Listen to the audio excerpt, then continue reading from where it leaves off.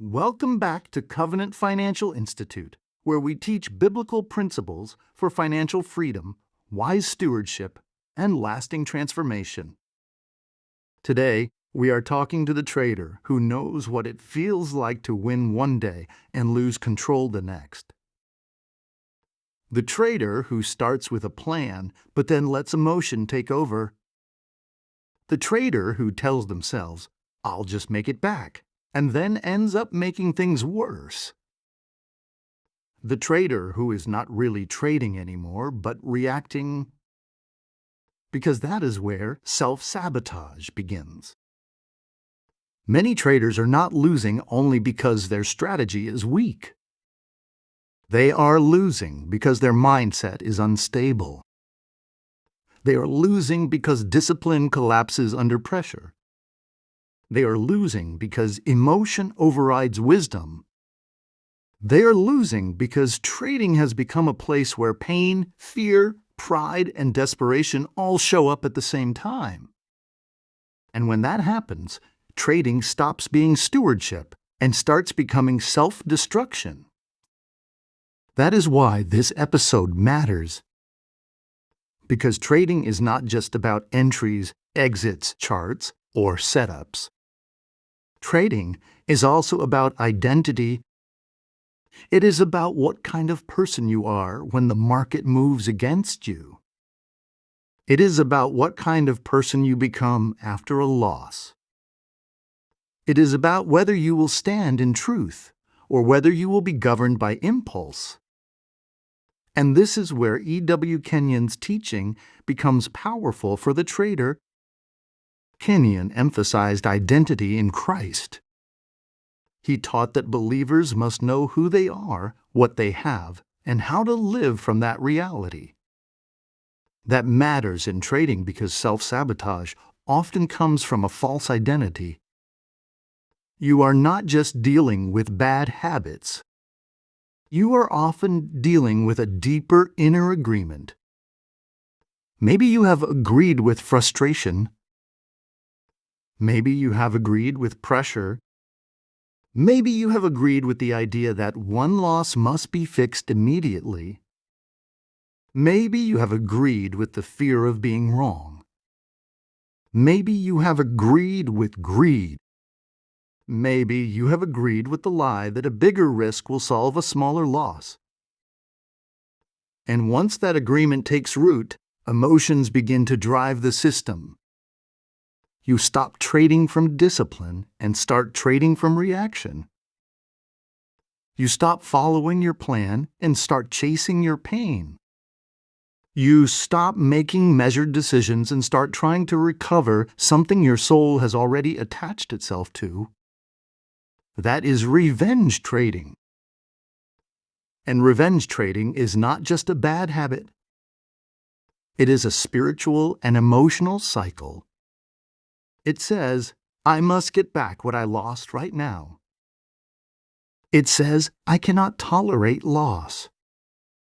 It says, I must prove something. It says, I will fix this by force. But force does not create wisdom.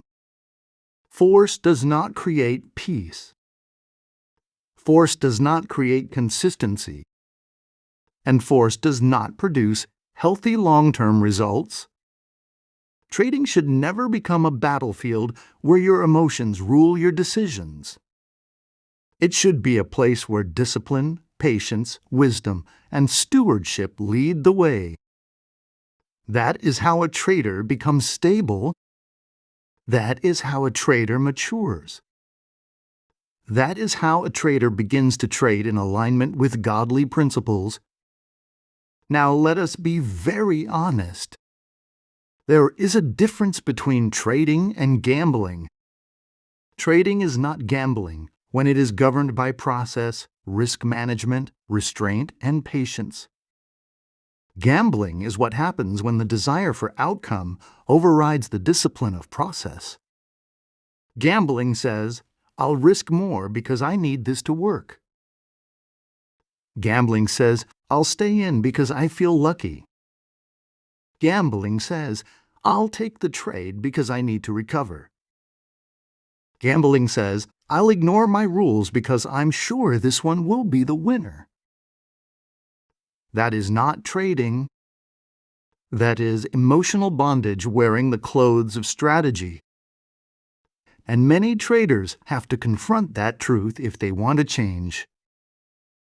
Because the market does not just expose your technical skill. It exposes your inner state. It reveals impatience. It reveals pride. It reveals fear. It reveals control. It reveals what you trust. It reveals how you handle pressure. It reveals whether you can submit your impulses to wisdom.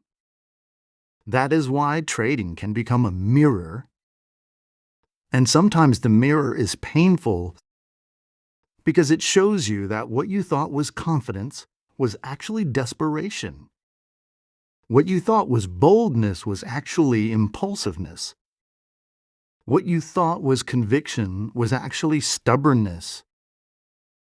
What you thought was recovery was actually self-harm. But pain can become a teacher if you let truth speak louder than emotion. And that is where the biblical mind must be renewed. Romans 12:2 tells us to be transformed by the renewing of the mind. That means your thinking must change before your patterns can change. You cannot keep using the same inner reactions and expect a different result. You cannot keep letting frustration interpret your trades and expect consistency. You cannot keep allowing losses to define your emotional state and expect discipline to hold. You need a renewed mind. A mind that can pause. A mind that can wait. A mind that can obey the plan. A mind that does not panic. A mind that does not force trades to fix feelings. A mind that can say, no, I will not trade from emotion. A mind that can say, I will not make a decision just because I feel pressure. A mind that can say, I will obey wisdom even when my emotions are loud. This is where Kenyon's emphasis on confession and inner identity is so useful. He taught that what you say and what you repeatedly agree with shapes your life. So if you keep saying, I always blow accounts, that confession strengthens defeat. If you keep saying, I can't control myself, that confession strengthens bondage. If you keep saying, I have to make it back today, that confession strengthens pressure.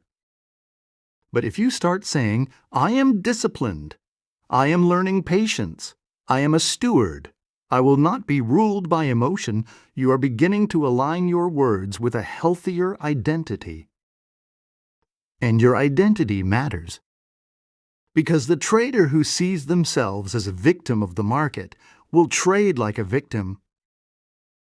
The trader who sees themselves as desperate will trade desperately. The trader who sees themselves as unstable will keep making unstable decisions. But the trader who sees themselves as a steward, who sees themselves as responsible, who sees themselves as governed by wisdom, will begin to move differently. That does not mean every trade will win. It means every trade will not become a crisis. That is the difference. And that difference can save a trader's account, their peace, and their future. Let's talk for a moment about the trap of revenge trading.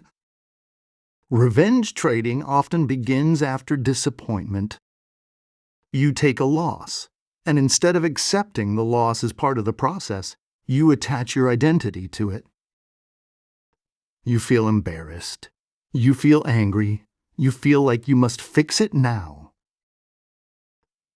So you jump back in, not because the setup is clear, not because your plan says so, not because you have peace, but because your emotions are demanding repayment. And that is where many traders spiral. One loss becomes two become three, then the account is damaged, then the emotions get worse, Then the pressure increases. Then the cycle continues. This is why self-control is not optional. It is essential. The fruit of the Spirit includes self-control for a reason. A godly trader must learn to govern the inner man, must learn to pause before acting, must learn to separate emotion from instruction, must learn to let wisdom lead. This is not weakness. This is maturity. In fact, one of the strongest things a trader can do is stop when the emotions are compromised. That is not failure. That is stewardship. That is discipline. That is wisdom. And in many cases, it is the very act that protects the future. Because a disciplined no today can preserve a strong yes tomorrow. Market to prove themselves. They stop using trades to heal emotion. They stop treating risk like a game. They begin to respect the process. They begin to honor limits. They begin to understand that consistency is greater than excitement. And that is where long-term growth begins. So here is the practical question. What are you agreeing with every time you trade? Are you agreeing with pressure? Are you agreeing with fear of missing out? Are you agreeing with the need to recover now? Are you agreeing with the lie that one more trade will solve everything? Or are you agreeing with discipline, clarity, patience, and stewardship? Because whichever agreement you strengthen will shape your trading behavior, and over time, your behavior will shape your results. That means your breakthrough is not just technical, it is internal, it is spiritual, it is mental, it is emotional. It is about becoming the kind of person who can trade well, because they no longer need the market to carry the weight of their emotions. That is freedom. That is maturity. That is godly stewardship. And that is what this episode is about. So if you have been caught in self-sabotage, hear this. You can change. You can break the cycle. You can stop revenge trading. You can stop confusing gambling with trading.